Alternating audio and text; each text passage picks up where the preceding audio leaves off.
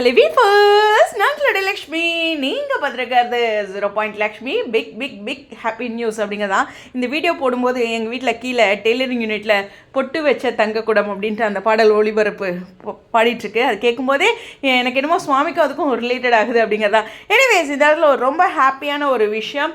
Number 1 அப்படின்னு நான் அடிக்கடி சொல்லிட்டு இருப்பேன். இவங்க சோஷியல் மீடியாவில் இவங்க தாங்க நம்பர் 1 அப்படின்ட்டு. சேனலுமே அடிக்கடி பார்த்திங்கன்னா ஷோஸ்க்கு வரும்போதெல்லாம் நம்மளுடைய விக்காவை பார்த்து சொல்கிற விஷயம் என்னென்னா, ட்ரெண்டிங் பேர் கமெண்ட்ஸில் வந்து பயங்கரமாக இருக்கீங்க அப்படின்ட்டு. ஸோ நாட் ஓன்லி கமெண்ட்ஸுங்க, போஸ்ட்டாக இருக்கட்டும், வியூவர்ஸ் கமெண்ட்ஸுங்கிறது எவ்வளோ பேர் விரும்பி அப்படிங்கிற ஒரு வியூவை பிரதிபலிக்குது. நிறையா முறை வந்து ட்ரெண்டிங்கில் வந்திருக்காங்க. அந்த சீரியலோட டைம் ஸ்லாட்டுங்கிறத தடுத்து அவங்க வந்து ட்ரெண்டிங்கில் வந்திருக்காங்க யூடியூப்லேயுமே. ஆனால் நம்மளுடைய டைரக்டர் அவர்கள் சொன்னதுன்னா, இந்த ப்ராஜெக்ட் வந்து ஃபஸ்ட்டு ஹேண்டில் பண்ணும்போதே வந்து இது ஒரு ஆவரேஜான ப்ராஜெக்ட் அப்படிங்கிறதெல்லாம் தெரியும். பட் இந்த ஆவரேஜான ப்ராஜெக்டை வந்து பெரிய லெவல் பிரம்மாண்டமாக ஆக்குனது ரசிகர்கள் தான் அப்படின்னு சொல்லிட்டு, ஆன்லைனில் நம்பர் 1.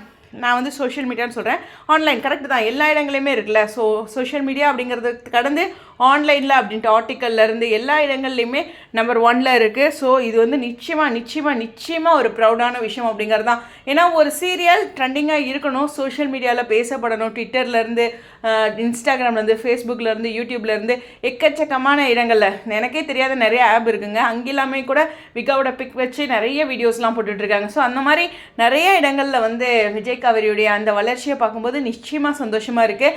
அப் அண்ட் டவுன்ஸ் அப்படிங்கிறது எல்லாரோட வாழ்க்கையிலையுமே இருக்குது. அதெல்லாம் கடந்து இந்த சீரியல் வந்து நம்பர் 1 பிளேஸில் சோஷியல் மீடியா அவர் சொன்ன மாதிரி ஆன்லைனில் இருக்கிறது நிச்சயமாக ஹாப்பியாக இருக்காது. டேரக்டரே சொல்லும்போது அப்படின்னு தான். ஸோ இது மகாநதிக்கு கிடைச்ச ஒரு மிகப்பெரிய வெற்றி அப்படிங்கிற ஒரு விஷயம்.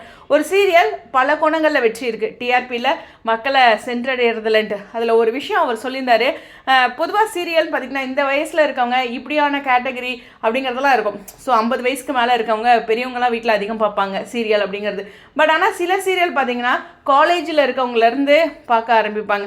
இந்த சீரியல் பாருங்கள், 6:30 இருந்தாலும் நிறைய டைம் வந்து மார்னிங் அந்த 6:30 சர்ச் பண்ணி பார்க்குறதுல ஹாட்ஸ்டாரில் நிறைய இடங்களில் பார்த்திங்கன்னா நம்பர் 1 இருக்குது. இப்போ ஜியோ ஹாட்ஸ்டாரா ஓகே, நிறைய இடங்களில் முதலிடத்தில் இருக்குது. அது மாதிரி நிறைய இடங்களில் அதனுடைய வளர்ச்சி அப்படிங்கிறது சந்தோஷமாக இருக்குது. ஸோ நம்பர் 1 அப்படிங்கிறதுல உச்சத்தில் நம்மளுடைய விகா இருக்காங்க அப்படிங்கிறத மீண்டும் சொல்கிறதுல சந்தோஷமே. அது டைரக்டர் அவர்கள் இப்போ ரீசெண்டாக ஒரு இன்டர்வியூவில் சொல்லியிருந்தாங்க, நீங்களும் பார்த்துருப்பீங்கன்னு நம்புகிறேன். ஸோ அவரோட வாயிலிருந்தே ஒரு அங்கீகாரம் பற்றி பேசினது சந்தோஷமாக இருக்குது. இவங்களோட வளர்ச்சி கண்டிப்பாக ரசிகர்கள் நம்ம கொண்டாடிட்டு இருக்க ஒரு விஷயத்தோட வளர்ச்சி தான்.